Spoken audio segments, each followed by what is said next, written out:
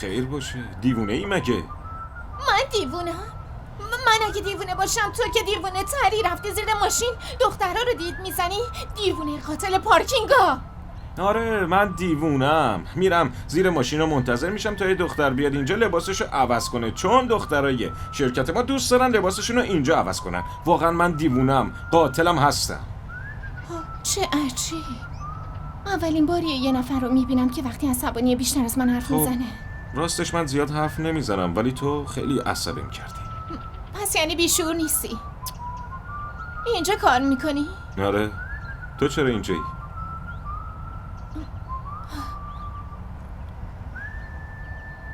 خواستم نزدیک نشو. ای بابا نترس بابا، کاریت ندارم، میخواستم کمکت کنم. خیلی ترسو هستی. من ترسوام؟ از چی باید بترسم؟ گفتم دستات روغنی شده.